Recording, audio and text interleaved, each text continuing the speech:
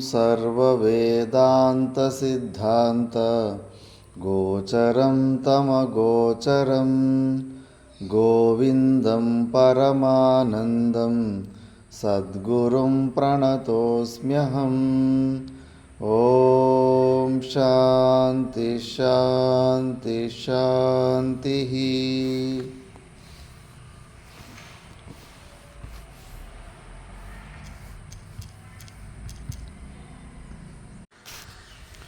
మనం వివేక చూడమని విచారణం చేస్తూ ఉంటుంది. ఇందులో శిష్యుడు అడిగిన 7 ప్రశ్నలలో కోనామ బంధ, బంధం అంటే ఏంటి అని అడిగిన ప్రశ్నకి ఉత్తరాలు చెప్పుకుంటూ పోతున్నారు. బంధనం అంటే ఏంటి నారాయణ చైతన్యం?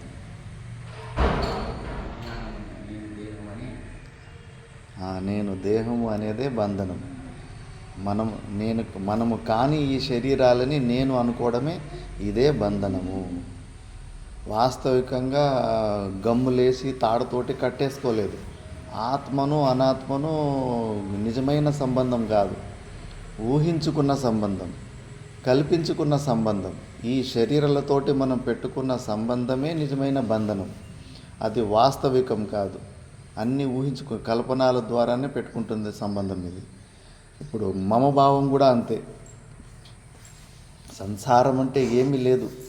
జడమైన పదార్థాలకు మనకు హింస పెట్టేంత సామర్థ్యం ఉండదు. ఇప్పుడు గోడలు పిల్లర్లు వచ్చి కరుస్తున్నాయా? టేబుల్ ఏమైనా కరుస్తుందా? పుస్తకం ఏమైనా కరుస్తుందా? ప్రపంచంలో ఉన్న అన్ని పదార్థాలు జడమైన పదార్థాలే, పంచభూతాల నుంచినే ఉత్పన్నమైన పదార్థాలు. ఆ పాంచభౌతికమైన పదార్థాలకు మనకు సుఖము దుఃఖం ఇచ్చేంత సామర్థ్యం లేదు. అయినా మనకు సుఖ దుఃఖాలు ఎందుకు వస్తున్నాయంటే వాటితోటి మనం పెట్టుకున్న సంబంధం. ఈ శరీరంతో అహంభావంతో నేను అనే సంబంధం పెట్టుకుంటాం. మిగతా బయట మందితోటి ఆస్తుల మీద నాది మమభావం అంటారు. నాది అని సంబంధం పెట్టుకుంటాం. సంబంధం ఎక్కడెక్కడ పెట్టుకుంటామో అక్కడున్న కష్ట సుఖాలన్నీ మనకు వచ్చేస్తాయి. ఇప్పుడు ఇండియా దేశము పాకిస్తాన్ దేశము యుద్ధం ఆడుకుంటూ ఉంటుంది. అప్పుడు మనం సంబంధము మొత్తం భారతదేశంతో పెట్టుకుంటాం సంబంధం. మన సైనికుడు చచ్చిపోతే కన్నా మనకు దుఃఖం వేస్తుంది. ఎందుకంటే సంబంధం అక్కడ వరకు పెట్టుకున్నాం. అప్పుడు మన అంతఃకరణం భారతదేశం అంత పెద్దగా అయిపోయింటుంది. మన అంతఃకరణం, మన భావం. ఆ భారతదేశంలో ఏ మూలలో ఏమి అన్యాయం జరిగినా కూడా మనకు నొప్పి వేస్తూ ఉంటుంది. అట్లా మనము సంబంధము ఎక్కడి వరకు పెట్టుకుంటామో కాల్పనిక సంబంధము, అక్కడ జరిగే సుఖ దుఃఖాలన్నీ మనవైపోతాయి. ఎవరికి తెలుసు? పూర్వజన్మలో పాకిస్తాన్లో పుట్టింటి మేము. అప్పుడు పాకిస్తాన్ నా దేశం అని అనుకుంటాము. అప్పుడు దేశం వాళ్ళు చచ్చిపోతే కానీ ఆనందపడి ఉంటాం. ఇవన్నీ కూడా అంతే, ఇలాగే ఉంటాయి. అందుకే ఈ అహం మమ భావాలే మనకు సంసారము. నేను నాది అనే భావన, ఆ భావన మమభావంలో కూడా ఒకసారి పుత్రో నష్ట అహం నష్ట, నా భార్య నా పిల్లలు అని చెప్పేసి అక్కడ మమభావం ఉంటుంది. మరి మీ భార్యకు కష్టాలు వస్తే నువ్వు ఏడుస్తావు, నీ కొడుకు కష్టం వస్తే నువ్వు ఏడుస్తావు. నీకు వాళ్ళకి ఏం వైర్ కనెక్షన్ ఏం లేదు. కనెక్షన్ ఎక్కడ? దేనికి ఏ కనెక్షన్ ఉంది? మనసుతోటే కనెక్షన్. మానసిక కష్టం, మానసిక సంబంధం. అన్ని కల్పనాల ద్వారానే మనము సంబంధాలు పెట్టుకుంటూ ఉంటాం. శ్రీమద్ భాగవత రహస్యంలో స్పష్టంగా వస్తుంది. రుణం కొద్దీ బంధం. ఈరోజు భార్యగా కొడుకులుగా ఎవరు వచ్చారో తెలుసా? అప్పు ఇచ్చిపుచ్చుకునే బాకీలు ఉన్నందుకే మనం అట్లా ఒక చోట కలుస్తాం. లేదా నేను మీకు ఇవ్వాలి, లేదా మీరు నాకు ఇవ్వాలి. ఏదో ఒకటి ఇచ్చిపుచ్చుకునే బాకీలు ఉన్నంతసేపే సంబంధం నిలబడుతుంది. ఆ బాకీ తెగిపోయిందంటే కొడుకులు అమెరికా వెళ్ళిపోతారు, లేదా చచ్చిపోతారు, లేదా గొడవ పెట్టుకుని వేరే భాగాలు పెట్టేసుకుంటారు. ఆ రుణం ఉన్నంతసేపే కలిసి ఉంటారు. రుణం అయిపోయిందంటే కన్నా తెగిపోతూ ఉంటారు అంతే. ఒకప్పుడు పూర్వజన్మలో నీకు అప్పు ఇచ్చిన పూర్వజన్మలో వాళ్ళు వస్తే కన్నా నువ్వు ఎలా వాళ్ళ మీద నీకేమన్నా ప్రేమ ఉండేదా?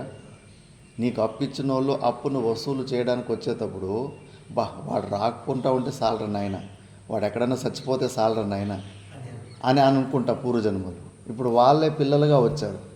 అయ్యో నా బిడ్డ, నా కొడుకు నా బిడ్డ అని చెప్పేసి మోహం వస్తూ ఉంటుంది.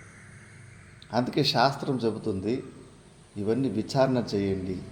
ఎవరు నువ్వు, ఎక్కడి నుంచి వచ్చావు, ఈ సంబంధం ఏంటి, మీ ఇంట్లో ఉన్న నలుగురితోటే వీళ్ళే మా వాళ్ళని ఎందుకు అనుకుంటున్నావు, మిగతా వాళ్ళని ఎందుకు అనుకోవడం లేదు, ఇవన్నీ శాస్త్రం చదివితే తెలుస్తుంది. అప్పులు ఇచ్చిపుచ్చుకునే వ్యవహారం ఉంది కాబట్టి, బాకీలు ఉన్నాయి కాబట్టి కలిసి ఉన్నాం. బాకీలు తీరిపోతే నువ్వెవరో నేనెవరో అంతే, మళ్ళీ ఎవరు ఉండలేము. మరి ఇలాంటి సంబంధం మీద విపరీతమైన మోహం ఎందుకు పెంచుకుంటావు? ఓహో నా భార్య, ఓహో నా పిల్లలు, వాళ్ళు చచ్చిపోతే నేను లేకపోతే వాళ్ళు ఏమైపోతారు, వాళ్ళు లేకపోతే నేనేమైపోతాను అని చెప్పేసి. మరి అప్పులు ఇచ్చిన వాళ్ళకి అప్పు ఇచ్చేసిన తర్వాత మళ్ళీ వాడి మీద ఏం ప్రేమ చేస్తాం మనము? అంతే. మరి సంబంధాలన్నీ కూడా అంతే. రుణం తెగిపోయిందంటే కానీ మర్చిపోవాలి. అప్పుడు మనకు మమభావం పోతుంది. అందుకే సన్యాస ధర్మాల్లో ఇంటి నుంచి వదిలిపెట్టి వచ్చేటప్పుడు ఎంత దూరం రావాలంటే అక్కడున్న పక్షి కూడా ఇక్కడికి రాకూడదంట, అంత దూరం ఉండాలి. పుట్టిన జాగా నుంచి, ఆ ప్లేస్ నుంచి అన్నీ ఇప్పుడంటే మొబైల్ ఉన్నాయి, అప్పుడంటే మొబైల్ ఏం లేవు. ఒకసారి ఇల్లు వదిలిపెట్టి పోయినారంటే మళ్ళీ అసలు తెలిసేది కూడా కాదు, వాళ్ళు బతికినారా సచ్చినారా ఏమీ విషయం తెలిసేదే కాదు. అప్పుడు అలా ఉన్నప్పుడు తెలుస్తుంది వాళ్ళ గురించి ఎంత జ్ఞాపకం వస్తుంది. అయ్యో ఏమైపోయినారో ఏమో, వాళ్ళు బతికినారో సచ్చినారో, అప్పుల పాలు అయిపోయినారో, ఏ కష్టాలు వచ్చినాయో లేదో, పిల్లలు వాళ్ళ అమ్మని సరిగ్గా చూసుకుంటున్నారో లేదో, ఎన్ని ప్రకారాల విచారాలు మనసులో వస్తాయో తెలిసిన. అప్పుడు తెలుస్తుంది మనకు మమభావం ఎంత ఘోరంగా ఉంది. మరి మన మమభావాన్నే తొలగించుకోకుండా పోతే అహంభావం ఎట్లయితుంది? పైనున్న షర్ట్నే తీసుకోకుండా పోతే లోపలున్న బనీని ఎట్లా దీనికి అవుతుంది? అందుకే ఫస్ట్ శాస్త్రం చెప్పినట్టుగా గురువులు ఈ పద్ధతులు ఇవన్నీ పాటిస్తే ఒక్కొక్కటి తీసుకోవాలి.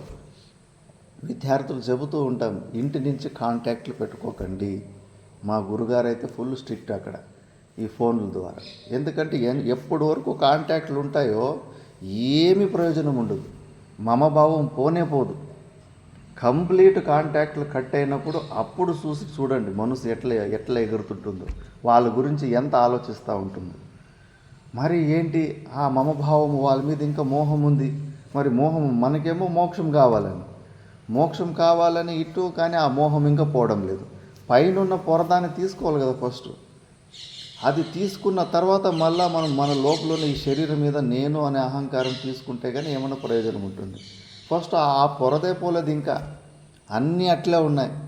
అక్కడ ఇప్పుడు ఏమన్నా మీ కొడుకుకో భార్యకో ఏమన్నా అనారోగ్యం పాలు వచ్చినా, అయినా అప్పుల పాలైనా, కష్టాలు వచ్చినా మీరు ఇక్కడ ముఖం వాడిపోయి ఇంకా దుఃఖంలో ఉండిపోతారు. సంబంధము ఇంకా పోనే లేదు. మరి ఎట్లా వస్తుంది?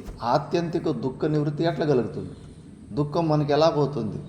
మన శరీరం కింద బయటనే ఇంకా మోహం ఉంది, ఆ మోహమే పోలేదు. ఇంకా ఆ మోహం పోకుండా ఇంకా శరీరం మీద మోహం ఎట్లా పోతుంది? అందుకే సన్యాస నియమాలు ఇవన్నీ చాలా కఠినంగా ఉంటాయి. మళ్ళీ తిరిగి ఆ ఊర్లోకి భిక్షాటన చేసుకుంటూ ఒకవేళ పోయిన తర్వాత కూడా ఇంటి గడప లోపలికి అడుగు పెట్టకూడదు సన్యాసి. అన్ని నియమాలు ఉంటాయి. ఇంకేం శాస్త్రానికి ఏమీ దయాహీనులు లేకుండా చేయాలని కాదు ఉద్దేశం. ముఖ్యంగా ఈ మమభావం పోవాలి, మోహం పోవాలి. స్టార్టింగ్లో కొంచెం కష్టం ఉంటుంది, దాని తర్వాత మళ్ళీ అది అందరూ ఒకేలాగా ఉంటారు, అందరూ మనోళ్ళలాగానే ఉంటారు, అందరూ ఒకే పరివారంలాగా ఉంటారు. ఇప్పుడు బెంగళూరులోనే పోయి ఇంటి ముంగిటే ఒక 5 సార్లు 6 సార్లు ఇంటి ముంగునే పోయింది బండి. అంటే ఇంటి నుంచి ఇల్లు చూడొచ్చు అక్కడ, అయినా కూడా వాళ్ళు ఎవరో నేనెవరు నాకు సంబంధమే లేదు. అభ్యాసం చేసుకోవాలి. ఫస్ట్ ఒక్కొక్క పొర్రే ఇది ఫస్ట్ ప్రాక్టికల్. ఇది చేసిన తర్వాత మళ్ళా సాధన చేయాలి. ఫస్ట్ మమభావమే పోవడం లేదు. అక్కడ వాళ్ళు ఏమి అవుతున్నాయి, ఆ ఇన్ఫర్మేషన్ ఫోన్ల ద్వారా వస్తున్నాయి. మీరు ఇక్కడ ఏమన్నారు, ఎట్లున్నారని ఈ ఇన్ఫర్మేషన్ అక్కడ పోతూ ఉంటాయి. ఏమీ లేదు, ఇంట్లో ఉన్నట్లే ఉంటుంది. ఇక్కడ కూడా ఏమి తేడాలు కనిపించదు. వాస్తవిక ఫస్ట్ ఆ కాంటాక్ట్లు అవి ఇవి అన్నీ వదులుకుంటే కానీ అప్పుడు ఏమన్నా సాధన స్టార్ట్ అవుతుంది. లేకపోతే ఊరికి విన్నట్టు అన్నట్టు అర్థమైనట్టు అంటుంటాయి, కానీ ఏమీ ప్రయోజనం ఉండదు. మమభావం ప్రాక్టికల్గా ఆచరణలోకి తీసుకురావాలి. ఇప్పుడు సూక్ష్మ శరీరంలో నిజంగానే ఈ అహం మమ భావాల్లోనే మనం ఉంటాం. ఈ స్థూల శరీరం ఏమో మట్టిలో వెళ్ళిపోతుంది. దీని మీద కొద్దిగా విచారణ చేస్తే కన్నా మోహము కొద్దిగా వెళ్ళిపోతుంటుంది. కానీ లోపల ఒక జీవుడు ఉన్నాడు కదా, వాడిలో ఈ అహం మమ భావాలు భయంకరంగా దృఢంగా ఉంటాయి. నేను నా వాళ్ళు ఎక్కడ పైన కూడా అంతే, ఎక్కడ పైన ఈ స్వార్థం వస్తూ ఉంటుంది. ఆశ్రమంలో కూడా అంతే. మా ఆశ్రమం వేరే ఆశ్రమం, మా ఆశ్రమ భక్తులు వేరే భక్తులు, ఊరుకుందిరన్న భక్తులు మా భక్తులు కాదు, మా ఆశ్రమ భక్తులు మాత్రమే మా భక్తులు. అన్ని చోట్ల భేద బుద్ధి, అన్ని చోట్ల అడుగున స్వార్థం వచ్చేస్తూ ఉంటుంది. నేను వేరు వాళ్ళు వేరు అని చెప్పేసి. మరి ఇంకేమి, ఇది అహం మమ భావమే కదా. నా ఆశ్రమం మా భక్తులు, వేరే వాళ్ళ ఆశ్రమం వేరే వాళ్ళ భక్తులు. ఇంక ఇంత భేద బుద్ధి ఉన్నప్పుడు నీకు శాంతి ఎక్కడ దొరుకుతుంది? అభేద జ్ఞానం, భేదరహితమైన జ్ఞానము, భేదం లేని తత్వంలో ఉన్నవాడికి శాంతి కలుగుతుంది. మనం ఇంకా భేద బుద్ధుల్లోనే ఉంటే కన్నా ఎక్కడ శాంతి? శాస్త్రానికి విరుద్ధంగానే ఉంటుంది. అందుకే మహాపురుషులకి ఈ భేదభావాలు ఏమి ఉండవు. నా వాళ్ళు వేరే వాళ్ళు అని చెప్పేసి అందరూ ఒకేలాగానే ఉంటుంది.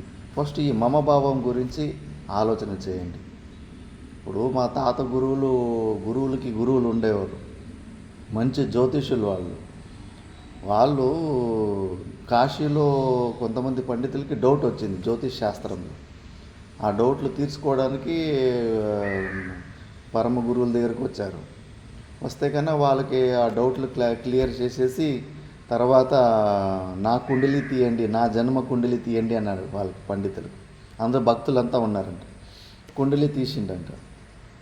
తీస్తే కన్నా మా గురువుకి బోన్ క్యాన్సర్ వచ్చిండే లాస్ట్లో. నా జాతకంలో నాకు బోన్ క్యాన్సర్ వచ్చేలాంటిది ఏదన్నా దొరికిందా మీకు అని అడిగాడంట. అయ్యో లేదు స్వామీజీ, మీకు చిన్న చిన్న జ్వరము తలనొప్పి లాంటివి కూడా లేవు మీ జాతకంలో, అంత మంచి ఆరోగ్యం ఉంది, ఏమీ లేదు, అనాయాసంగానే మీరు ప్రాణం వదిలిపెట్టినట్టు జాతకం చెబుతుంది. 2-3 సార్లు చూసి చెప్పిందంట. మళ్ళీ భక్తుల్ని పిలిచి అడిగినట్ట, విన్నారా, నా జాతకంలో ఒక చిన్న జ్వరము తలనొప్పి లాంటి అనారోగ్య పరిస్థితులు కూడా వచ్చేటట్టు లేవు, అయినా నాకు ఇప్పుడు బోన్ క్యాన్సర్ ఎందుకు వచ్చింది అని భక్తులు అడిగారంట. పరిగ్రహ దోషము. పరిగ్రహం అంటే తీసుకోవడం వల్ల. అయ్యో గురుగారు, మీరు ఎంత వైరాగ్యంగా ఉంటారు, ఎన్నిసార్లు కోట్లు వచ్చినా వద్దని తిరిగి పంపించేశారు, ఏమి తీసుకోరు, అంతో ఇంత ఏమైనా తీసుకుంటే ఆశ్రమం మెయింటెనెన్స్ కోసం తీసుకుంటారు, మీకు ఇట్లా పరిగ్రహ దోషం ఎలా వస్తుంది అంటే, అవునప్ప, నా ఆశ్రమానికి తీసుకున్నాను కదా, వేరే వాళ్ళ ఆశ్రమానికి తీసుకోలేదు కదా. ఆశ్రమం నా ఆశ్రమం అని మమభావం వచ్చింది కదా, వేరే ఆశ్రమం వాళ్ళకి ఆ డబ్బులు తీసుకోలేదు కదా. వేరే ఆశ్రమంలో కిచెన్లో బియ్యం అయిపోతే కన్నా అక్కడ పోయి తీసుకొని పోయి ఇవ్వలే కదా. ఆ మమభావము ద్వారా ఆ స్వీకరించినందుకు ఆ పాపాల ద్వారా ఆ అనారోగ్యము, బోన్ క్యాన్సర్ వచ్చింది. చాలా జాగ్రత్తగా ఉండాలి. నేను నాది అని ప్రతి దాని మీద కూడా మోహం వస్తూ ఉంటుంది. ఏమి మనదుంది, ఏమి తీసుకొచ్చాం, ప్రతీది కూడా భగవంతునిదే. అంతా మనకు లేనిపోని అహంకారము. నేను కష్టపడితే నేను తింటున్నాను, ఇది నా డబ్బు, నా ఇల్లు, నా బియ్యము, నా బంగారం అని చెప్పేసి. ఏం బంగారం, ఎక్కడి నుంచి? నువ్వేమన్నా భూమిని మీ అమ్మ నాన్న బెడ్రూమ్లో పుట్టించారా? ఎక్కడి నుంచి పుట్టించారు? భగవంతుడు భూమి పుట్టిస్తే అందులో విత్తనాలు పోని మీ అమ్మ నాన్న పుట్టించారు విత్తనాలు, అది కూడా భగవంతుడే పుట్టించాడు.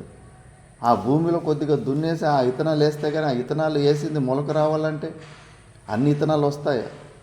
వేసిన విత్తనాలన్నీ మొలకలు వస్తాయి? ఒకేలాగా భూమి ఉంటుంది, ఒకేలాగా విత్తనం ఉంటుంది, ఒకసారి ఆ విత్తనము మొలక రాదు. మరి నీది ఏముంది? వట్టిగా ఏమీ లేదు, కానీ అంత మొత్తం నాది అని భావన ఉంటుంది. ఫస్ట్ దాన్ని తొలగించుకోవాలి. వస్తువుల మీద ఉన్న ఆ విలువని చంపుకోవాలి. ఎప్పటి వరకు వస్తువులో ఉన్న విలువని మనం చంపుకోలేమో ఆట ఆడిచ్చేస్తాయి. ఒక కడ్డి పరక కూడా బయటికి వెళ్ళిందంటే నీకు దడదడని కొట్టుకునేస్తూ ఉంటుంది, మనశ్శాంతి లేకుండా అయిపోతుంది. ఒక కడ్డి పరక ఏమన్నా ఇరిగిందన్నా, కడ్డి పరక బయటికి పోయిందన్నా కూడా మళ్ళీ నీకు దుఃఖం వచ్చేస్తావు. అయ్యో నా కడ్డి పరక పోయింది అని చెప్పేసి. మరి నువ్వు మోక్షం కావాలనే ప్రయత్నం చేస్తున్నావు. ప్రతి ఒక్క వస్తువులో కూడా మోహం ఉంది. ఒక్కొక్క వస్తువు కూడా నిన్ను ఆట ఆడిస్తూ ఉంది. ఒక కడ్డి పుల్లు కూడా నిన్ను ఆట ఆడిస్తూ ఉంది. నీకు ఇంకా శాంతి ఎక్కడ దొరుకుతుంది? అందుకే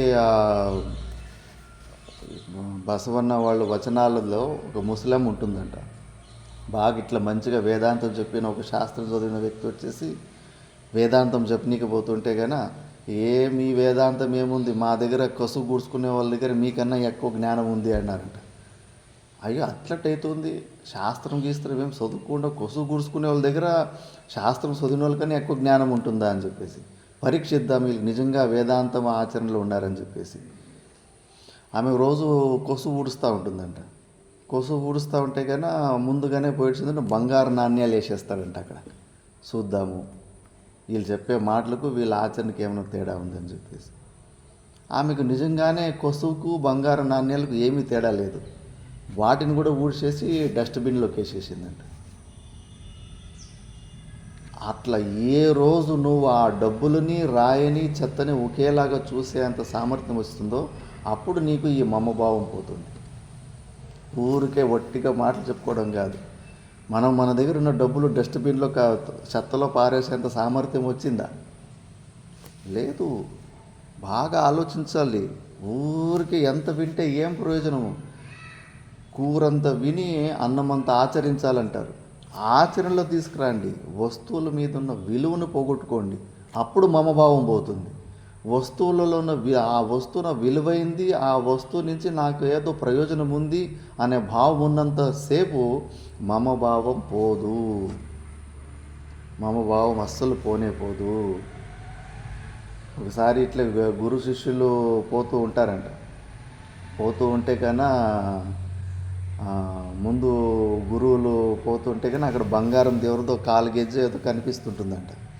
ఇంకా వెనకడు శిష్యుడు వస్తూ ఉంటే కన్నా మళ్ళీ ఆ బంగారం మీద ఎక్కడన్నా మోహం పుడుతుందేమని చెప్పేసి మట్టి తీసుకుని దాన్ని పూడ్చినీకి అట్లా మన్ను జల్లుతున్నాడంట దాని మీద. వెనక శిష్యుడు అంటాడంట, అయ్యో మట్టి మీద మట్టి ఎందుకు వేస్తున్నారు, వ్యర్థమైన పని అన్నాడు. అంటే వాడు బంగారాన్ని కూడా మట్టిలాగానే చూశాడు. మీరు నా గురించి చింత చేయకండి, అది మట్టి, ఆ బంగారం కూడా నాకు మట్టి సమానమే, మట్టి మీద మట్టి ఎందుకు వేస్తున్నారని. ఆయన బంగారం మీద మట్టి వేస్తుంటే ఈయన మట్టి మీద మట్టి ఎందుకు వేస్తున్నారని. అది జ్ఞానం రావాలి. ఆ జ్ఞానం వచ్చిన రోజు శాంతి ఉంటుంది. ప్రపంచంలో అన్నీ కరెక్ట్గానే జరుగుతూ ఉంటాయి. మనం ఎక్కువ తలజడుకునికి పోనీకి అవసరం లేదు. చెప్పాను కదా, తమిళనాడులో ఒక మనిషి ఉంటాడు, మంచి కవి. ఆయన కూడా ఇలాగే ఈ ప్రపంచంలో జరిగే విషయాల గురించి తల జడుపుకుంటూ ఉంటారు. తల జడుపుకుంటూ ఉంటే కన్నా భగవంతుడు సుబ్రహ్మణ్య స్వామి భక్తుడైంటాడు మురుగా. ఇంకా ఆ భక్తుడు సరే వీడికి భ్రాంతిలో ఉన్నాడు, ఈ ప్రపంచం సత్యత్వ బుద్ధి పోకుండా ఇంకా ప్రపంచంలో జరిగే విషయాలకి తల జడుపుకుంటున్నాడు. ఇంకా ఆ తల జడుపుకుంటా ఉంటే వాడికి జ్ఞానం ఎక్కడ అంటుతుంది? ఇంకా బయటనే ఉంది మనసు, బయట ఉన్న విషయాల్లోనే విలువలు పోలేదు, అన్నీ ఏది సక్రంగా జరగడం లేదని అనుకుంటూ ఉంటాడు. అప్పుడు ఈయనకి జ్ఞానం చేపియాలని చెప్పేసి చిన్న పిల్లోడు వేషంలో వచ్చి ఆ కవి వెంబడి నడుచుకుంటూ పోతుంటాడు. ఫస్ట్ ఇద్దరు తీర్థయాత్రలు చేస్తూ ఉంటారు. తీర్థయాత్రలు చేస్తూ ఉంటే కన్నా మొదటింటికి పోతారు. మంచిగా భిక్ష చేసుకొని పోయేవాళ్ళు అప్పుడు తీర్థయాత్రలు. ఇంకా ఎవరో మంచి భక్తులు ఉన్నారు, మంచిగా పిలిచి వీళ్ళు కాలు కడిగి మంచి ఎండి ప్లేట్లో ఎండి గ్లాసులో మంచిగా భోజనం వడ్డిస్తారు. ఆ చిన్న పిల్లోళ్ళలో రూపంలో ఉన్న దేవుడు ఆ వెండి గ్లాస్ తిన్న తర్వాత వెండి గ్లాసుని జోల్లోకి వేసుకొని దొంగతనం చేసుకొని వచ్చేస్తాడు. ఆ కవికి కోపం వస్తుంది, అరే బయటకు వచ్చి దుర్మార్గుడా, తిన్నింటి కంచాలే లెక్క పెడతావు నువ్వు, ఎంత మంచిగా మర్యాద ఇచ్చి అంత మంచి మృష్టాన్నమైన భోజనం ఇచ్చారు, అక్కడే వెండి గ్లాసులో కొట్టేస్తావా అని. నీకు ఇప్పుడు కాదు, నేను ముందు చెప్తానులే అంటాడు. తర్వాత ఇంకో ఇంటికి పోతే కన్నా బాగా అలిసిపోయింటారు. ఆ రోజు ఏమీ భిక్ష దొరికిండదు, ఎక్కడో ఒకే ఒక ఇల్లు ఉంటుంది. వాడి దగ్గరికి పోయి భిక్ష అడిగితే కానీ అస్సలు వాడు పిల్లికి కూడా బిచ్చం పెట్టేవాడు కాదు, అస్సలు ఇవ్వడు వాడు. ఇంక చాలా అయ్యో మా ప్రాణం పోయేటట్టుంది తప్ప ఏదన్నా సద్దో గిద్దో మిగిలినది ఉంటే ఈ ప్రాణం కాపాడుకొని ముందుకు వెళ్ళిపోతామంటే కన్నా సరే అని కొద్దిగా పాసిపోయిన అన్నం, కొద్దిగా ఇంకేం పాసిపోతా ఉంది అన్న ఆ స్థితిలో ఉన్న అన్నం పెడతాడు. ఇంకా సరే అని ఆ కవికి కోపం వస్తుంది, వీడు ఎలాంటి కంజూసోడు, ప్రాణం పోతుందన్న కూడా ఇలాంటి చెడిపోయిన అన్నం పెట్టాడు కదా అని చెప్పేసి. అయినా దాని ద్వారా కూడా ప్రాణం నిలబడుతుంది. దాన్ని కొద్దిగా తిని పోతుంటే మొదటి ఇంట్లో కొట్టేసిన వెండి గ్లాస్ని అక్కడ పెట్టేస్తాడు. పెట్టేసి వస్తాడు. కవికి మళ్ళా కోపం వస్తుంది. మొదటి ఇంట్లో మంచిగా వెండిగా భోజనం పెట్టి బాగా మర్యాద చేసి అక్కడ కొట్టేస్తే వీడు దుర్మార్గుడు, అసలు అన్నం పెట్టడానికి ప్రాణం పోతుందంటే నీ ఇలాంటి పని చేసిండు, ఇవ్వలేదు వాడు కంజూసు, వీడికి ఆ వెండి గ్లాస్ పెట్టేసి వచ్చినావు కదా అని. ఇప్పుడు కాదులే, నేను నీకు ముందు చెప్తానులే అంటాడు. మళ్ళా ముందుకి పోతూ ఉంటే ఇంకో ఇల్లు వస్తుంది. వాళ్ళిద్దరు మంచి భార్యాభర్తలు, మంచి భక్తులు. వాళ్ళకు ఒక అవిటివాడు కొడుకు ఉంటాడు. ఆ అవిటివాడు కొడుకు వల్ల వాళ్ళు ఏం పని చేయలేకపోతున్నారు. ఉదయం నుంచి సాయంత్రం వరకు వాడి సేవలోనే జీవితం అంతా అంతలోనే అయిపోయింటుంది. ఇంకా వాళ్ళు మంచిగా వీళ్ళకి భోజనం చేసి అంత ఇది చేసి దక్షిణ డబ్బులు అన్నీ ఇచ్చి ఇది చేస్తారు. ఇంకా లాస్ట్లో ఆ ఇంటి నుంచి బయటకు వచ్చేటప్పుడు ఆ పడుకోన్న అవిటివాడు కొడుకు ఉంటాడు కదా, పై గొంతు పిసికేస్తాడు ఈ చిన్నపిల్లవాడు. కవికి భయంకరమైన కోపం వస్తుంది. ఇదేమిది ఇంత దుష్కర్మ చేశాడు, వాళ్ళ బిడ్డనే చంపేశాడు, ఇంకా ఆ విషయం తెలిస్తే కానీ మనల్ని కూడా చంపేస్తారని చెప్పేసి ఇంకా బయటికి ఇంకా వెళ్తామని బయటకు వచ్చేస్తారు. వాళ్ళ పాపం వాళ్ళ భార్యాభర్త ఇంకా నా బిడ్డ పనుకోనడని తెలియక చనిపోయాడని వాళ్ళ పని మనిషిని పంపిస్తారు. అయ్యో మీకు దారి తెలియదు, ఇది అడవిలో, మిమ్మల్ని అంత దూరం వరకు మా పని మనిషి మిమ్మల్ని వదిలిపెట్టి వస్తాడు అని చెప్పేసి పని మనిషిని కూడా వెంబడి పంపిస్తారు.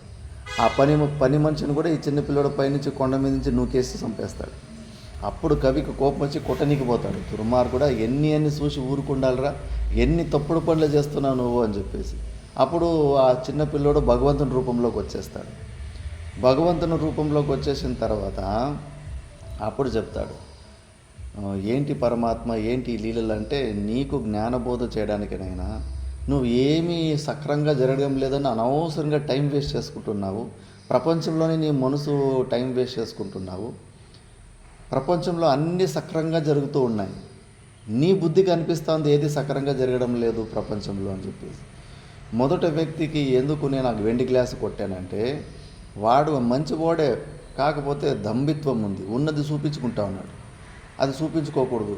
వాడిలో ఉన్న ఆ దంభిత్వం చూపించుకునే ధర్మం ఏముందో దాన్ని చంపాలంటే, ఇప్పుడు మనం వెండి గ్లాస్ కొట్టేసాం కదా, వాడు మళ్ళీ ఇంకెవరికి వెండి గ్లాస్తో భోజనం పెట్టడం లే, అరిటాకులోనే ఇస్త్రాకులోనే పెడుతున్నాడు. వాడు దారికి వచ్చాడు. ఇంకో ఇంట్లో వాడు కంజూసుడు ఉండే కదా, వాడు అసలు ఎవరికి కొద్దిగా పిల్లికి కూడా బిచ్చం పెట్టేవాడు కాదు.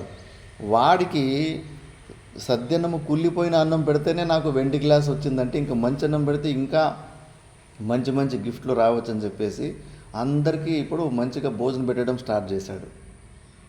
మరి వీళ్ళు అవిటివాణి కన్నా తల్లిదండ్రులు చాలా మంచి వాళ్ళు, చాలా మంచి భక్తులు. కాకపోతే ఆ బిడ్డ వల్ల వాళ్ళు ఏం పని చేసుకోలేకపోతున్నారు, భక్తి చేయలేకపోతున్నారు.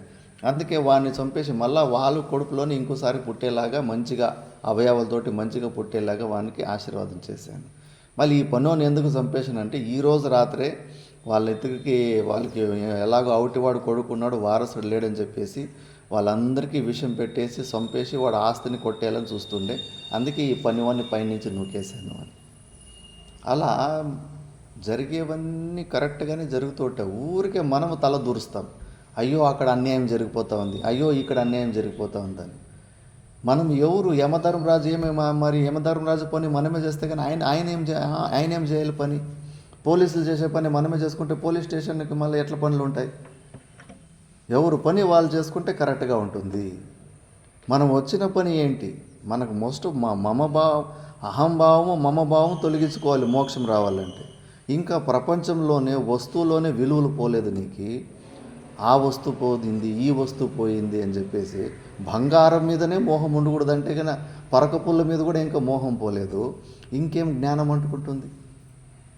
విచారణ చేసుకోవాలి. సాధకులు వేరు, గృహస్థుల జీవితాలు వేరు. సాధక జీవితంలో ఎక్కువ బయట వ్యవహారాలకు అసలు తల పెట్టకూడదు.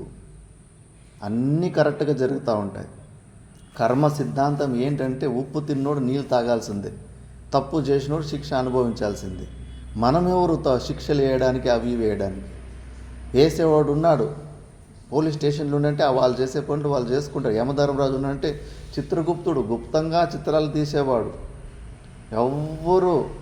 ఎవడు ఎంత కష్టపడ్డాడో, ఎంత పరిశ్రమ చేశాడో అంతే బొక్కగలడు ఈ ప్రపంచంలో. ఏది ఫ్రీగా దొరకదు ఈ ప్రపంచంలో. మనకు అనిపిస్తూ ఉంటుంది, అయ్యో వాడు ఫ్రీగా తినేస్తూ ఉన్నాడే, కష్టపడకుండా తినేస్తున్నాడని మనకు అనిపిస్తూ ఉంటుంది. ఆ లెక్కలు మనకు తెలియవు. జుట్టు పట్టేసి పరమాత్ముడు మళ్ళా రుణాను ఎక్కడ రుణం ఉంటే కానీ ఎవరిది తినింటాం వాళ్ళకి మళ్ళీ తిరిగి ఇవ్వాల్సే ఉంటుంది. కాబట్టి దాని గురించి ఎక్కువ తల చెడుపుకోకూడదు. తల చెడుపుకుంటే కన్నా పిచ్చి పట్టేసి పిచ్చాసుపత్రి అయిపోతుంది. ప్రతిదానికి చిన్న చిన్న విషయానికి తల జరుపుకుంటా ఉంటే కానీ మమభావం ఎట్లా పోతుంది?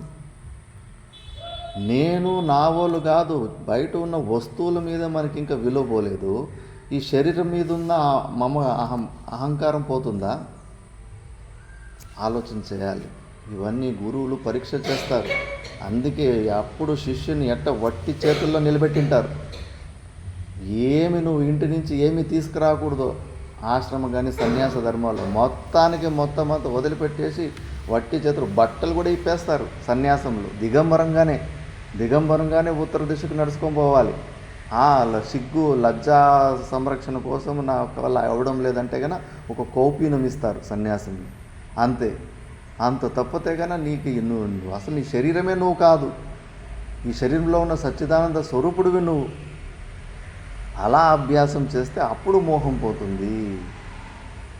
ఇప్పుడు మా తాత గురువులు ఓంకారేశ్వరంలో ఆశ్రమము కట్టినారు. ఇప్పుడు మార్కండేయ సన్యాస పెద్ద ఆశ్రమం, 1000 మంది ఉండొచ్చు, అంత పెద్ద ఆశ్రమం ఘాటే 400 మీటర్లు ఉంటుంది, అర కిలోమీటర్ అంత పెద్ద ఘాటు అక్కడ. ఆ ప్లేసులో మా గురువులు రామానంద సరస్వతి అని, వారు మళ్ళీ వారి మిత్రులు గురూజీ అని వాళ్ళ పేరు. వీళ్ళిద్దరూ స్నేహితులు, సాధనలో స్నేహితులు. ఇద్దరు గురువులు మా ముత్తాత గురువులు అభయానంద సరస్వతి అని. కుంభమేళాలో దీక్ష తీసుకొని ఫస్ట్ ఓంకారేశ్వరంలో ఆశ్రమం లేదు, ఆశ్రమములో చాతుర్మాస్యం అంటారు. వర్షాకాలం స్టార్ట్ అయినప్పుడు కార్తీక మాసంలో వచ్చే ఏకాదశి వరకు చాతుర్మాస్యాలు చేస్తారు. వాళ్ళు చాతుర్మాస్యంలో ఈ ఓంకారేశ్వరానికి ఇప్పుడు ఆశ్రమం ఉంది కదా, ఆ ఆశ్రమానికి వచ్చేవాళ్ళంట. ఆ ఆశ్రమానికి వస్తే కన్నా గడ్డి అది ఇది కొద్దిగా సేకరించుకొని టెంపరవరీ గుడిసెలు వేసుకునేవాళ్ళంట.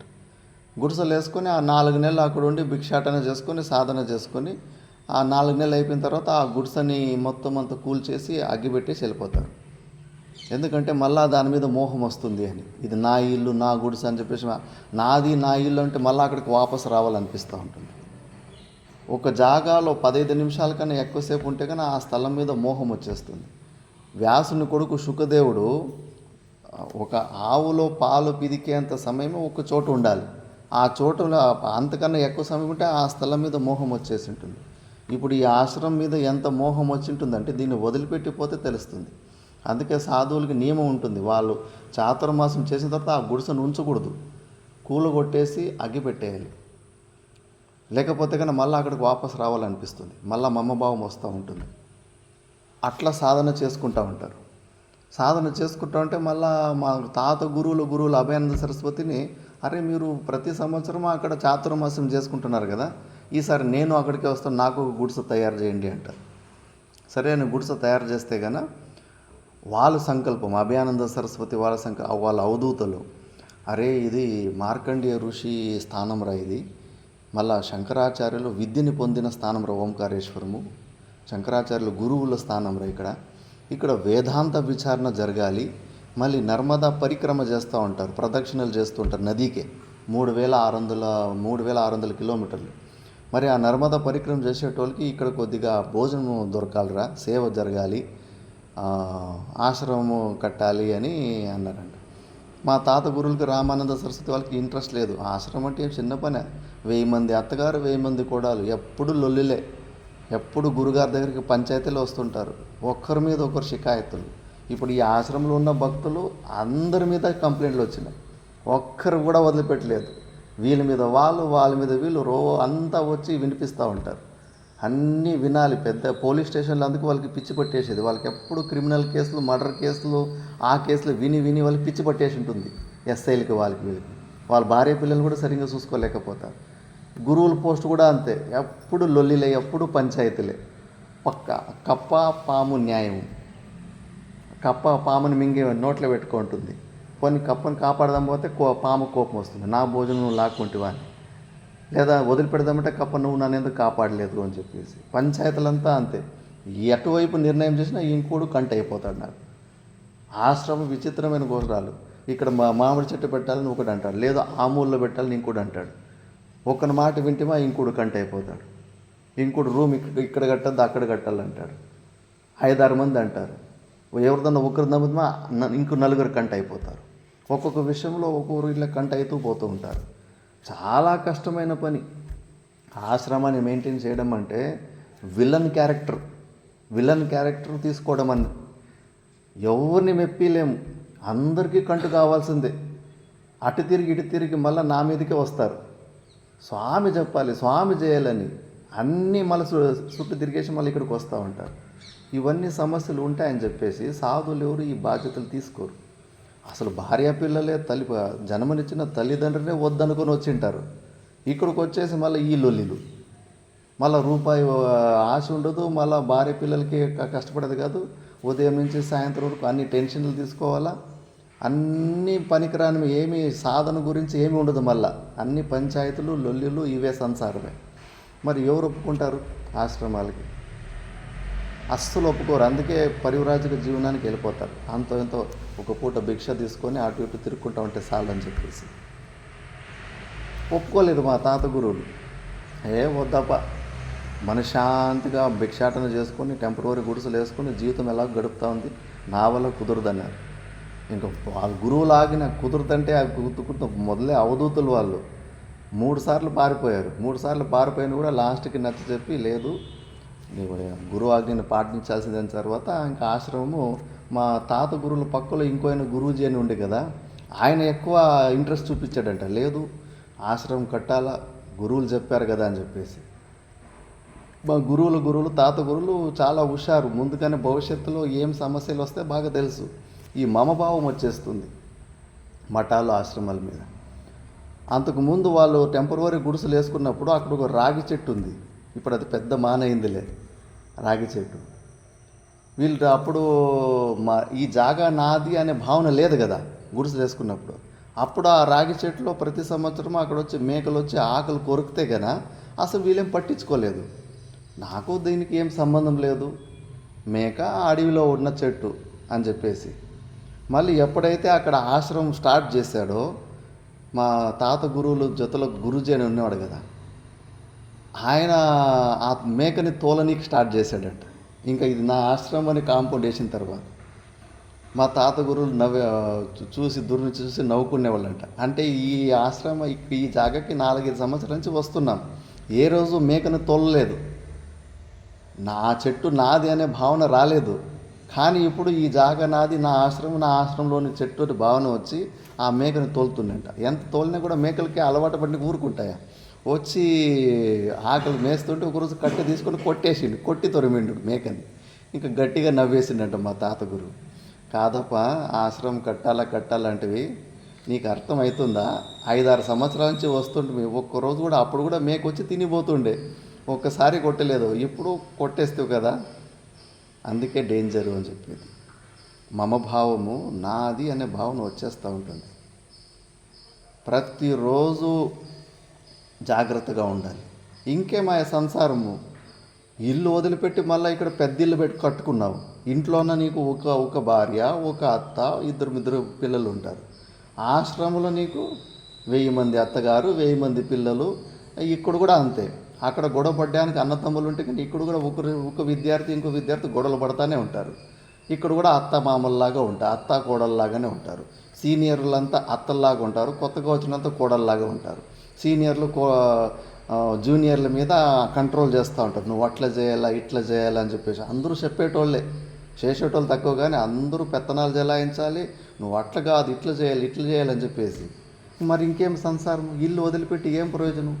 మళ్ళా ఇంకో ఇల్లు కట్టుకుంటావు కదా ఇక్కడ, నువ్వు ఏమన్నా ప్రయోజనం ఉందా? ఆశ్రమాలు ఎట్లున్నట్టు ఆల్రెడీ ఒక కాలు బయట పెట్టి ఉండాలి. అంటే ఇది కాసేపటికే ఉన్నా నేను ఇక్కడ, ఈ జాగా నాది కాదు, కిరాయి ఇంట్లో ఉన్నట్టుగా. ఇప్పుడు ఎట్లా మనము ట్రిప్ పోయినప్పుడు జస్ట్ రాత్రిపూట్లు మాత్రమే ఆ రూమ్ అన్నదంతే, అంతే మోహం పెట్టుకోవాలంతే. ఆశ్రమం మీద ఎక్కువ ఇన్వాల్వ్ అయిపోయారా సత్యనాశనం అంతే, ఏమీ ప్రయోజనం ఉండదు. ఎంతన్నా వినండి, నాది అనే భావన పోయే వరకు లోపల అహంకారము అహంభావం పోదు. విచారణ చేసుకోవాలి. మా తాత గురువులు 13 ఆశ్రమాలు, ఒక 2000 కోట్ల ఆస్తి ఇప్పుడు అది. అన్ని ఆశ్రమాలు తయారు చేసి మా గురుగారిని అక్కడ అధ్యక్షులను చేసి ఒక 3 సంవత్సరాలు చూసి ఈయన నడుపుకొని పోగలడు అని కొద్దిగా బాగా నమ్మకం వచ్చిన తర్వాత ఒక బట్ట కింద వేసుకొని 2 గంటు కట్టుకొని ఒక కట్టు తగిలించుకొని మెడ మీద వేసుకొని ఎవరికి చెప్పకుండా అజ్ఞాతవాసానికి వెళ్ళిపోయాడు 3 సంవత్సరాలు. 79వ సంవత్సరంలో. అట్లా అంత ధైర్యం ఉందా మన దగ్గర? లేదు. నా ఆశ్రమం నాది అని అట్లా మోహం లేకుండా ఉండాలి. ఏ ఆశ్రమన్నా కానీ ఏదన్నా కానీ అని చెప్పేసి చెప్పేటోళ్ళు లేకపోతే, విచారణ చేసుకోకుండా పోతే ఏమీ ప్రయోజనం లేదు. ఇంకా పెద్దిల్లు అయిపోతుంది. పెద్ద సంసారంలో, చిన్న సంసారం నుంచి వచ్చి పెద్ద సంసారంలో ఇరుక్కుపోతాం. ఇవన్నీ సూక్ష్మ శరీరంలో మనది అనే మమభావము ఎక్కడెక్కడ ఉంటుందో దాని గురించి విచారణ చేయాలి. అది ఎప్పటి వరకు పోదో ఏమి ప్రయోజనం. అక్కడ ఇంట్లో నీకు ఏమి సమస్యలు ఉన్నా ఇక్కడ కూడా అదే సమస్యలు వస్తుంటాయి. అందుకే ఫస్ట్ ఆ మమభావాన్ని వదులుకోవాలి. దాన్నే చెప్తున్నారు. సర్వవ్యాపృతికరణం లింగమిదం స్యాస్ చిదాత్మన పుంసః వాస్యాదికం ఇవ తక్ష్ణః తేనైవాత్మా భవత్యసంగోయం.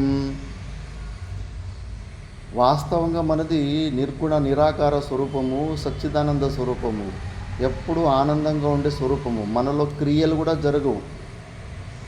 అందుకే ఊగితే జీవుడు, ఊక్కుంటే దేవుడు అంటారు. మనము శరీరాల్లో క్రియలు అవి ఇవి చేస్తున్నాము, కళ్ళు తెరుస్తున్నాము, వింటున్నాము, అవి అంటున్నామంటే కన్నా ఇక్కడే ఉన్నాము, సూక్ష్మ శరీరంలోనే ఉన్నాము మనము. సూక్ష్మ శరీరం ఇంకా గొప్ప సాధన అది. స్థూల శరీరంలో కాదు, ఇంకా బయట ఉన్నాం మనం. బయట ఉన్న వస్తువులలో ఉన్నాం ఇంకా మనం. ఆ వస్తువు నీకు కనిపించకుండా పోతే కానీ, ఒక గ్లాసు కనిపించకుండా పోతే నీకు మనశ్శాంతి పాడైపోతాం. ఇన్ని ప్లేసుల్లో, ఇన్ని జాగాల్లో ఇంకా నువ్వు ఇంకా మమభావం పెట్టుకొని ఈ అహంభావాన్ని ఎట్లా తొలగించుకుంటావు?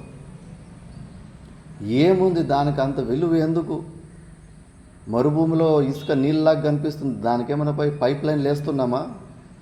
పొలాలకి నీళ్ళు వస్తుందని చెప్పేసి ఎండమావులు నీళ్ళలాగా కనిపిస్తే, అలాగే ప్రపంచంలో ఉన్న ప్రతి ఒక్క వస్తువుని నువ్వు ఏ రోజైతే అలా చూసుకునేంత సామర్థ్యం వస్తుందో అప్పుడు ఇంకో స్టెప్ ముందుకెళ్తావు. ఫస్ట్ దీని గురించి ఆలోచించు. వస్తువుల గురించి నీకున్న విలువని, ఆ వాల్యూని చంపుకో. నువ్వు గురువులు చెబుతారు, 2 శిష్యులు ఉంటారంట. శిష్యులు ఉంటే కన్నా బ్రహ్మచర్యంలో అష్టవిధ బ్రహ్మచర్యం ఉంటారు. అష్టవిధ బ్రహ్మచర్యంలో మగవాళ్ళు ఆడవాళ్ళ వైపు కూడా చూడకూడదు. పాదాలు తప్పితే కన్నా మోకాల నుంచి పైన కూడా ఏ దర్శనం చేసుకోకూడదు. అట్లా ట్రైనింగ్ ఇచ్చి పంపించుంటారు. భిక్షాటనకు పంపించుంటారు 2 శిష్యుల్ని. వాళ్ళు నది దాటి అటు పోయేటప్పుడు మోకాల కన్నా కిందగానే నీళ్ళు ఉంటాయి నదిలో. ఇంకా వర్షం మధ్యలో బాగా గట్టిగా వచ్చేసి తిరిగి వచ్చేటప్పుడు భుజాల వరకు నీళ్ళు వచ్చేసి ఉంటాయి. వచ్చేస్తే కానీ వాళ్ళు తిరిగి ఇటువైపు వచ్చేటప్పుడు అక్కడ ఒక కన్యపిల్ల ఉంటుంది. ఆ కన్యపిల్ల పాపం భయపడుతూ ఉంటుంది నదిని దాటడానికి. ఈత కూడా రాదు. సరే అని ఒక బ్రహ్మచారి, అమ్మ నువ్వు భయపడకు, నా భుజాల మీద కూర్చో, మేము నేను అటు దాటిచ్చేస్తామని భుజం మీద ఎక్కించుకొని నదిని దాటి అక్కడ దింపేసి వస్తున్నాడు. ఇంకో బ్రహ్మచారి అసలు తట్టుకోలేకపోతున్నాడు. చూడు మా గురుగారు ఎంత స్ట్రిక్ట్గా చెప్పిండ్రి, ముఖం చూడడమే డేంజరు అని చెప్పినప్పుడు భుజాల మీద ఎక్కించుకొని వచ్చాడు కదా అని చెప్పేసి దాని బుర్రలో ఎక్కించుకొని గురుగారి దగ్గరికి వచ్చి చాలా ఉత్సాహంగా, గురుగారు వీడు ఎంత పెద్ద తప్పు చేశాడో తెలుసా, ఆ అమ్మాయిని భుజం మీద ఎక్కించుకొని దాటిచ్చేసాడు అని. ఆ గురుగారు ఒకటే మాట అన్నాడంట, వాడు భుజం మీద కేవలం నదికి అటువైపు నుంచి ఇటువైపు మోసుకొని వచ్చాడురా, నువ్వు ఆమెని ఇక్కడ దాకా ఆశ్రమం వరకు మోసుకొని వచ్చావు కదా ఆయమ్మని, నువ్వు నీ మనసులో మోసుకొచ్చావు కదా అని. అంటే విలువ పోలేదు కదా. అమ్మాయిల్ని చూడడం అది మానేసాం కానీ దాని మీద ఉన్న నీకు విలువ అయితే పోలేదు కదా. అదేదో పెద్ద విషయంలాగా మాట్లాడుతున్నావు నువ్వు. ఇప్పుడు మనము బయటకు పోయి లెట్రిన్ అవన్నీ చేసి వచ్చి ఉంటాము, దాని గురించి మాట్లాడుకుంటామా? ఎందుకంటే అదంటే మనకు విలువ లేదు, పనికిరా. దాని గురించి లెట్రిన్ ఏ కలర్ వచ్చింది, ఏం స్మెల్ వచ్చింది అని దాని గురించి ఏమైనా డిస్కషన్లు పెట్టుకుంటామా? ఎందుకంటే దాని మీద విలువ లేదు మనకు. అట్లా ఊరికి బయట వస్తువులు వదిలిపెట్టుకోవడం కాదు, దాంట్లో ఉన్న విలువని చంపుకోవాలి. అప్పుడు వాళ్ళు విలువను చంపుకున్న రోజు విచారణ చేసి ఇది మొత్తం సంపూర్ణ మిథ్యాగా చూసిన రోజు నీకు మమభావం పోతుంది. ఆ మమభావం పోకుండా ఊరికే వ్యర్థంగా రోజు వింటా ఉంటే ఏమవుతుంది, షౌటోడు ముందు శంకుదినట్లే ఉంటుంది. ఊరికి ఎనర్జీ వేస్ట్ అవుతుంది, చెప్పేటోళ్ళు ఎనర్జీ వేస్ట్ అవుతూ ఉంటుంది. వినే ఆచరణలోకి కొద్దిగా కూడా తీసుకోకుండా పోతే ఏమీ ప్రయోజనం ఉండదు. శాంతి ఎక్కడ వస్తుంది? ఒక్కొక్క వస్తువు నిన్ను ఆట ఆడిస్తుంది. ఒక్కొక్క పరక పుల్లు కూడా నీ మనశ్శాంతిని పాడు చేస్తుందంటే కానీ నీకు శాంతి ఎక్కడ వస్తుంది? ఎన్ని జన్మలో, ఈ జన్మలో ఇది నా ఇల్లు అనుకుంటున్నావు, పోయిన జన్మలో ఎక్కడ నీ ఇల్లు? ఈ జన్మలో అయ్యో నా బిడ్డలు నా మనుములు అంటున్నావు, పోయిన జన్మలో నీకు మనుములు ఉండరా? ఇప్పుడు వాళ్ళు పేదోళ్ళు అయిపోయినారేమో, ఎవరికి తెలుసు, రోడ్లో భిక్షం ఎత్తుకుంటున్నారేమో మీ మనుములు. వాళ్ళ గురించి నీకేమన్నా ఇప్పుడు దుఃఖం అవుతుందా? మరి ఏమేమి ఇప్పుడున్న మనుములు కానీ కొడుకులు కానీ వీళ్ళు కూడా అంతే కదా, ఇంకో జన్మ పోతే కదా. వాళ్ళెవరు, నువ్వెవరు? ఎందుకు అనవసరంగా మోహం పెట్టుకుంటావు? ఈ వస్తువుల మీద, వ్యక్తుల మీద బాగా విచారణ చేయాలి. విచారణ చేసుకోకుండా పోతే అసలు పోదు. మమభావం పోయిందే, అహంభావం పోదు. ఫస్ట్ బయట ఉన్న దాని గురించి మోహం తెచ్చుకోండి. లేదంటే ప్రతి ఒక్క వస్తువు కూడా నీ మనశ్శాంతిని భంగం చేస్తూ ఉంటుంది. ఒక కౌపీనం మీద ఉన్న మోహానికి పెద్ద సంసారం వచ్చేసింది. యోగి స్టోరీలు, ఒక అడవిలో ఉంటాడు, గుడిసేసుకొని సాధన చేసుకుంటాడు. ఒకే ఒక కౌపీనం ఉంటుంది, ఒకటి కట్టుకో ఉంటాడు, ఒకటి ఎక్స్ట్రా పెట్టింటాడు. ఆ ఎక్స్ట్రా పెట్టింటే కన్నా ఆ ఎలక వచ్చేసి ఒకరోజు దాన్ని కొరికేసి ఉంటుంది కౌపీనాన్ని. ఇంత బట్ట ఉంటుంది అంతే. అయ్యో, ఇంకా ఆ కౌపీనాన్ని కాపాడుకోవడానికి ఒక ఎండిపోయిన సొరకాయ తీసి అందులో సన్న రంధ్రం పెట్టి అందులో దాచుకుంటాడు. దాచుకుంటూ కూడా ఎలక దాన్ని కూడా కొరికేస్తుంది. కొరికేసి మళ్ళీ దాన్ని కొరికేసి ఉంటుంది. సరే అని చెప్పేసి ఈ పిల్లి ఎలక వాళ్ళ ఇబ్బంది వస్తుందని చెప్పేసి ఒక పిల్లిని సాక్కుంటాడు. పిల్లిని సాక్కోవడం అంటే ఊరికే అవుతుంది, దానికి పాలు కావాలి కదా. పిల్లిని తెచ్చుకుంటే అది ఊరికే భిక్షాన్నం అది ఇది తింటే కానీ అది అరుస్తూ ఉంటుంది, బక్కగా ఉంటుంది, పెద్దగా పెరగకుండా ఉంటుంది.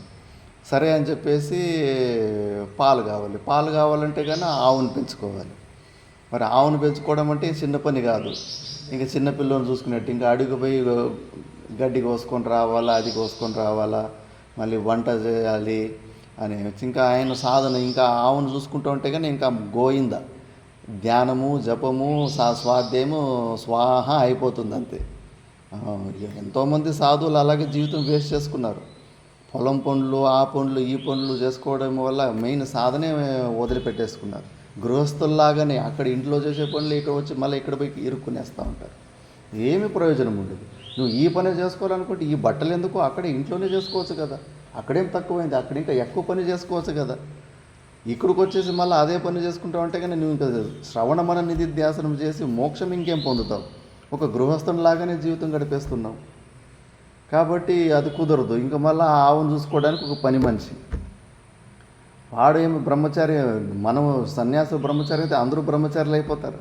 వాడెట్లుంటాడు, వాడు మళ్ళీ పెద్దగా అయిన తర్వాత నాకు పెళ్లి కావాలంటాడు. పెళ్లి కావాలంటే వాడికి ఇంకో అమ్మాయిని వెతకాలి. ఆ అమ్మాయిని వెతికిన తర్వాత మళ్ళీ ఇంకా ఆ పనునికి పెళ్లి చేస్తాడు. పెళ్లి చేసిన తర్వాత మళ్ళీ వాళ్ళకి పిల్లలు పుడుతూ ఉంటారు. ఇంకా వాళ్ళు మనుముల్లాగా ఇంకా వాళ్ళను శోధించడము, వాళ్ళకి రోగాలు వస్తూ చూపించుకోవడము, ఇంకా అయిపోయి కదా సంసారం. ఒక కోపినం మీద ఉన్న మోహం వల్ల నీకు మళ్ళీ సంసారం తిరిగి వచ్చేసిందా లేదా? మరి ఆలోచించాలి. వస్తువుల మీద విలువ పెట్టుకోవడం, వస్తువుల గురించి మాట్లాడుకోవడము అది మంచిది కాదు సాధకులకి. చూసి చూడనట్టు, విన్నట్టు వదిలిపెట్టేయాలి. మాట్లాడుకుంటే పరమాత్మని గురించి మాట్లాడవు కదా. ఆశ్రమానికి వచ్చి నువ్వు గురువుల దగ్గర అయ్యో గురుగారు బంధనం అంటే ఏంటి, భగవంతుడు అంటే ఏమి, దీని గురించి మాట్లాడుకోవాలి కదా. పనికిరాని మిథ్యా వస్తువుల గురించి మాట్లాడుకుని టైం వేస్ట్ చేసుకుంటావా? నీ టైం వేస్ట్ చేసుకొని మా గురువుల టైం కూడా వేస్ట్ చేస్తావా? ఈ పంచాయతీలు వినడానికి గురువులు వచ్చిండేది. దీని గురించి అడుగు, దీని గురించి చర్చ చేసుకో. పనికిరాని మిథ్యా వస్తువుల గురించి ఏమి చర్చ? మా టైం వేస్ట్ అయిపోతుంది అదంతా. మమభావమే పోవడం లేదు. కూర్చొని వింటే అర్థమవుతుంది. సత్సంగంలోకి అసలు ఇంకా ఎంట్రీనే లేదు. ఇవి వినకుండా పోతే కన్నా ఇంట్లో లేవా ఆ సంసారాలు. ఇంట్లో ఉన్న వస్తువులు, ఇంట్లో అన్ని వస్తువులు ఉంటాయి, అన్నీ అత్త సీరియల్ కోడళ్ళు అన్నీ లొల్లిలు అన్నీ ఉంటాయి. ఆ లొల్లిలు అక్కడే ఉన్నాయి కదా. మీకు అవే ఆ లొల్లిలు వాటి గురించి మాట్లాడుకోవడం అలాంటి జీవితం గడపాలంటే ఆశ్రమంలోకి వచ్చే అవసరం ఏముంటుంది? మెల్లమెల్లగా వదులుకోవాలి. సామాన్యం కాదు సాధన అంటే. లోపల ఉన్న వస్తువుల్లో ఉన్న విలువ ఎప్పటి వరకు పోదో మమభావం పోదు. ఆ చోటా మహారాజ్ అని మేము చదివిన ఆశ్రమంలో ఉంటాడు. 2 గంటలకి నిద్రలేసి గంగా నది స్నానానికి వెళ్ళేవాడంట. వర్షాకాలంలో అంటే పైన ఒక 2-3 మెట్ల మీద ఆ బట్టలు పెట్టి స్నానం చేసుకొని మళ్ళీ తుడుచుకొని ఆ బట్టలు వేసుకొని వచ్చేవాడంట. వర్షాకాలము తెలియకుండానే నదిలో నీళ్ళు పెరిగిపోతూ ఉంటాయి. ఆయన కింద ఒక 2-3 మెట్ల మీద పెట్టి కౌపీనాన్ని పెట్టి నదిలో మునిగి తేలి వచ్చేలోగా వర్షం నీళ్ళు ఎక్కువైపోయి 3 మెట్లు ఆ కౌపీనం కొట్టుకెళ్ళిపోతుంది. కొట్టుకెళ్ళిపోతే కన్నా ఇంకా ఆ రోజు మొత్తము డల్గా ఉంటాడంట. వాళ్ళు గురుగారు, అయ్యో వీడు పూర్ణచంద్రుడిలాగా ఎప్పుడూ ఆనందంగా ఉండేవాడు, ఏమి ఈరోజు డల్గా ఉన్నావు అని అడుగుతాడు. ఏమయ్యా నీకు డల్గా ఉన్నావు, ఏమిటి కథ అని. అయ్యో గురుగారు, ఉదయం నేను స్నానం చేయకపోతే ఇట్లా నీళ్ళలో కౌపీనం కొట్టుకుపోయిందని. అయ్యో కౌపీనం పోయిందని ఇంత దుఃఖంగా ఉన్నావు అంటే, దానికోసం నేను దుఃఖంగా లేను గురుగారు, ఆ కౌపీనం పోయిన విషయము నాకు మళ్ళా మనసుకు స్మరణకు వస్తూ ఉంది. దాని 2.5 నెలలో ఎంత ఉంటుంది ఆ కౌపీనం వాడి. 2.5 నెల ఈ కౌపీనంతో నేను సంబంధం పెట్టుకుంటే అది నా నుంచి దూరం అయితేనే దాని గురించి ఇంత మనసు ఆలోచన చేస్తుందంటే, అనాది కాలం నుంచి ఈ శరీరంలోనే ఉంటూ వస్తున్నాం. ఈ శరీరం మీద నాకు ఎంత మోహం ఉంది అని నాకు ఈ విషయంలో బాధ అవుతూ ఉంది. మనకు అనిపిస్తుంది నాకేమి శరీరం మీద మోహం లేదని. అది నీ నుంచి దూరమైనప్పుడు తెలుస్తుంది. ఏదన్నా వస్తువు మీద మోహం ఉందా లేదా అని ఆ వస్తువు నీ నుంచి దూరమైనప్పుడు తెలుస్తూ ఉంటుంది. ప్రాణం పోయినట్లు అవుతూ ఉంటుంది. ఎంతోమంది భక్తులు చూశాను, ఏదో సైటో ఏదో కొని ఉంటారు, ఆ సైటు మోసమైపోయింది, అది వేరే వాళ్ళ సైటు దొంగ రిజిస్ట్రేషన్ అయిపోయిందని వార్త వినడం రక్తం కక్కున్నారు. ఆ వస్తువు నా నుంచి దూరం అయిపోయింది, నాకు కాకుండా పోయిందంటే కన్నా రక్తం కక్కున్నారు. ప్రాణమే పోయినాయి చాలామందికి. మరి ఇంకేమి మమభావము పోకుండా ఏమి సాధన చేస్తాం? శరీరం మీద మోహం ఎట్లా పోతుంది? శరీరం కింద బయటనే ఇంకా మన మోహం పోలేదంటే శరీరం మీద ఉన్న మోహం ఎట్లా పోతుంది? ఆ విధంగా సాధన చేసుకోవాలి. ఎప్పుడు కానీ తుచ్చమైన మిథ్య అనాత్మ వస్తువుల గురించి ఎక్కువ చర్చ చేసుకోవద్దు. చెత్త కుప్పలో ఉన్న చెత్తని ఏ రకంగా చూస్తామో ఆ రకంగా అన్ని బంగారం నుంచి పెట్టి అన్ని వస్తువుల్ని ఆ రకంలో చూసుకోవాలి. కర్మ సిద్ధాంతం ఎవరిని వదిలిపెట్టదు. ఏది ప్రపంచంలో ఫ్రీగా దొరకదు. ఎవరు ఎంత కష్టపడింటే అంతే దొరుకుతుంది. మనం వచ్చిన పని మనం చూసుకొని శరీరంలో ఉన్న అహమ్మమ భావాల్ని మనము తొలగించుకోవాలి. లేకపోతే శాంతి మాత్రం దొరకదు. వస్తువులు ప్రతి చిన్న వస్తువు కూడా మనల్ని ఆటాడిస్తూ ఉంటుంది. ఊహల్లోనే కల్పల్లోనే మన కాని వస్తువు మనల్ని ఏడిపిస్తూ ఉంటుంది. కాబట్టి ఈ శరీరము, లింగ శరీరము, సూక్ష్మ శరీరము, దీని ధర్మాల గురించి తెలుసుకోవాలి. అంధత్వ పటుత్వ ధర్మా సౌగుణ్య వైగుణ్య వశాది చక్షుష బాధిర్యమూకత్వ ముఖాస్తతైవ శ్రోత్రాది ధర్మ నతు వేతురాత్మన. ఇవన్నీ ధర్మాలు ఏమున్నాయి? నా ధర్మాలు. నేను గుడ్డోని, నాకు చెవులు వినిపిస్తలేదు. అంధత్వము, కళ్ళు కనిపిస్తలేదు. మందత్వము, నా బుద్ధి పనిచేస్తలేదు, నాకు చదువునీకి వస్తలేదు, నాకు శ్లోకాల కంఠస్థాలు చేయనీకి వస్తలేదు. పటుత్వ ధర్మ, తీక్ష్ణ బుద్ధి. సౌగుణ్య, మంచి గుణాలు. వైగుణ్య, చెడ్డు గుణాలు. చక్షుష, కళ్ళు. బాధిర్య, మూకత్వ, మూగతనము, మళ్ళీ గుడ్డితనము. ముఖాహ తథైవ శ్రోత్రాది ధర్మ. అన్ని ధర్మాలు ఇవన్నీ కూడా ఈ సూక్ష్మ శరీరానివే. మనలో ఉన్న సచ్చిదానంద పరమాత్ముని ధర్మాలు కాదు. ఇవేమి మన ధర్మాలు కాదు. ఇవన్నీ కూడా ఈ సూక్ష్మ శరీరం ధర్మాలు. గుడ్డితనము, చెవులు వినుపుండుకున్నాడు, ఇవన్నీ దీని ధర్మాలు. మన ఆత్మకు అసలు అవయవాలే లేవు, శరీరాలే లేవు. వీటిని కూడా సాక్షి నేను గుడ్డివాడన్న విషయం కూడా మనకు తెలుస్తుంది కదా. ఈ పుస్తకము నేను తెలుసుకుంటానంటే పుస్తకం నాకన్నా భిన్నంగానే ఉంది కదా, వేరుగానే ఉంది కదా. నా చెవులు వినిపిస్తా లేదనే విషయం కూడా మనం తెలుసుకుంటున్నాం కదా. తెలుసుకుంటున్నామంటే కన్నా దానికన్నా భిన్నంగా మనం ఉన్నాం కదా. అది మన స్వరూపం. ఆ చౌటితనం కూడా మనకు ఈ సూక్ష్మ శరీరానికి సంబంధించిన ధర్మాలు, మన ధర్మం కాదు. ఎందుకంటే వాటి జ్ఞానం కూడా మనకు అవుతుంది. గుడ్డితనం, నేను గుడ్డివాడిని అన్న విషయం వాడికి జ్ఞానం ఉంది కదా, కాబట్టి అది కూడా మన ధర్మం కాదు. దాని సాక్షి రూపంలో చూస్తున్న మన ఆత్మస్వరూపమే మనది. ఇలా ఇవన్నీ ధర్మాలు కూడా ఈ ఒక సూక్ష్మ శరీరానివే. అందుకే ఈ సూక్ష్మ శరీరం నుంచి బయటకు వచ్చే ప్రయత్నాలు చేసుకోవాలి. ఎప్పుడు నేను జీవుని అనే భావంలోనే చింతన చేస్తూ ఉండాలి. నువ్వు జీవుడు అనే భావంలో ఉంటే కన్నా ఇంకా భేద బుద్ధులు వచ్చేస్తాయి. వాడు దొంగ, వీడు పోలీసు, వీడు మంచోడు, వాడు చెడ్డోడు, నేను వేరు, వాడు వేరు, ఇంకా అయిపో సంసారం. ఉదరమపి ఏది అంతరం భవతి, కొద్దిగా తేడా వచ్చినా కూడా అయిపోయి ఇంకా మాయ పట్టేసుకుంటూ ఉంటుంది, ఆట ఆడిచ్చేస్తూ ఉంటుంది. మనకు అన్నిటిలోనూ అన్ని వస్తువుల్లో ఒక సచ్చిదానంద స్వరూపుడిని చూస్తేనే మనము శాంతంగా ఉంటాము. భేద బుద్ధులు వచ్చినాయి, పరిచిన్న బుద్ధులు వచ్చినాయంటే కనుక అక్కడే లొల్లి స్టార్ట్ అవుతుంది. చిన్నప్పుడు నేనే ఒకటి చెప్తాను, పెళ్ళిళ్ళలో కర్ణాటకలో బత్తాసులు చేస్తారు, చక్కెర పాకుతోటి బొమ్మలు చేస్తారు. ఆ పెళ్ళిళ్ళంతా అందులో ఆ బొమ్మల్లో గుర్రాలు, ఏనుగులు అన్ని బొమ్మలు చేస్తారు. మేము చిన్నపిల్లలుగా ఉంటుంది. ఆ పెళ్ళిళ్ళంతా అయిపోయిన తర్వాత ఆ బత్తాసులంతా చిన్నపిల్లలు ఉంటే పిలిచేసి ఒకటి ఇచ్చేస్తారు. అందులో కొన్ని గుర్రాలు, ఏనుగులు, ఒంటెలు, ఎన్ని రకరకాల ప్రాణులు ఉన్నాయి. అక్కడ ఎవరు గాడిదనైతే చేయలేదు. మాకందరికీ వేవుకొట్టుకు, నాకు గుర్రం వచ్చింది, ఇంకో మా అన్నకి ఏనుగు వచ్చింది అని. మా చిన్నాన్న కొడుకు కొనికి గుర్రమే వచ్చింది, కాకపోతే చిన్న సైజులో చేసినందుకు అది గాడిదలాగా కనిపిస్తుంది. అందరూ పిల్లోళ్ళు ఈయనకి గాడిద వచ్చింది, మాకు ఏనుగు వచ్చింది అనేసరికి ఇంకా వాడు లొల్లి స్టార్ట్. వద్దు, నాకు గాడిదొద్దు, నాకు ఏనుగే కావాలని చెప్పేసి. ఏనుగైతే ఏమి, గాడిదైతే రెండు సక్కరే, తింటే కన్నా సక్కరే ఉంటుంది అందులో. అన్నిట్లోనూ వాడు సక్కరని చూస్తే కన్నా వాడికి ఆ నొప్పి, ఆ దుఃఖం వచ్చేది కాదు. దాన్ని సక్కెరలాగా చూడకుండా దాంట్లో ఉన్న ఆకారాన్ని చూస్తే పరిచిన్న బుద్ధి వస్తే కానీ అది గాడిదలాగా కనిపిస్తుంది. నువ్వు కూడా మందిలో ఆ పరమాత్ముడు అన్నిట్లోనూ సక్కెర ఉన్నట్టుగా అన్నిట్లోనూ పరమాత్ముడే ఉన్నాడు. ఆ పరమాత్మని చూసేది నేర్చుకో.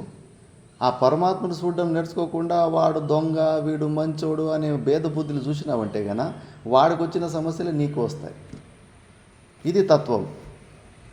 యోగులు కానీ వాళ్ళకు దొంగ స్థేనానాంపతయే నమో నమః రుద్రాభిషేకంలోనే దొంగల దేవుడా అని శివుణ్ణి అంట, దొంగలకి పతి దేవుడా అని చెప్పేసి. మరి అందరికీ అంతే కదా, అన్నిటికీ ఆధారము ఆ పరమాత్ముడే కదా. పరమాత్మని ఆ అధిష్టానం మీదని సకల ప్రపంచం కనిపిస్తూ ఉండేది.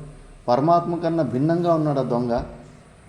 మా తాత గురువులు అభయానంద సరస్వతి స్వామీజీ అన్నారు, అక్కడ ఒక మేనేజర్, ఒక సాధువుని మేనేజర్ పోస్ట్లో పెట్టింటే కానీ అప్పట్లో 7,000 చిల్లర దొంగతనం చేసుకొని పారిపోయింటాడు. పారిపోయిన తర్వాత మళ్ళా సంవత్సరంన్నర తర్వాత ఏమైందేమో తప్పు తెలుసుకొని మళ్ళీ తిరిగి వస్తాడు గురుగారి దగ్గరికి. గురుగారి దగ్గరికి వస్తే మళ్ళీ అదే పనిలోనే అదే మేనేజర్ పోస్ట్లో పెడతాడు. పెడితే కన్నా మీ ట్రస్ట్ మెంబర్లు, గురుగారు మీకు తెలీదు, మీకు వ్యవహారం గురించి తెలీదు, మీరు సాధువులు కాబట్టి వాడు ఆల్రెడీ అప్పుడే డబ్బులు కొట్టేసిపోయినాడు, ఇప్పుడు ఇంకా ఆశ్రమం అభివృద్ధి అయింది, ఇప్పుడు ఇంకా ఎక్కువ డబ్బులు వస్తూ ఉన్నాయి, ఈసారి పెద్ద దొంగతనం చేసుకొని పోతాడు, అసలు మీ దగ్గర ఉంచుకోకూడదు మీరు ఇలాంటి వాళ్ళని. భక్తులకు అనిపిస్తూ ఉంటుంది వాళ్ళు చాలా బుద్ధివంతులు అని చెప్పేసి, మాకే నేర్పినీకి వస్తూ ఉంటారు ఆశ్రమం ఎట్లా నడపాలని చెప్పేసి. సొంత ఇండ్లే నడపనీకే వస్తలేదు. కొడుకులు 30-40 సంవత్సరాలు అంటే వాళ్ళనే సరిదిద్దులోకపోతూ ఉంటారు, కానీ మాకు బుద్ధివాదం నేర్పనీకి వస్తూ ఉంటారు. దుస్సాహసం, మాకు తెలియదు అన్నట్టు దుస్సాహసం. మా గురుగారు అన్నారంట, అవునప్ప, ఇప్పుడు ఆకాశము తన నుంచి వేరే వాళ్ళని ఎక్కడన్నా బయట పంపించాలనుకుంటే ఎక్కడ పంపిస్తుంది? ఆకాశంకి ఎవరన్నా ఇష్టం కాకపోతే కన్నా ఇలాంటి వ్యక్తిని నా దగ్గర ఉంచుకోకూడదు, తనని బయటికి వేరే చోట వేసేయాలంటే ఎక్కడ వేస్తుంది ఆకాశం? ఆకాశం లేని జాగా ఉందా? ఖాళీ జాగా లేని జాగా ఉందా?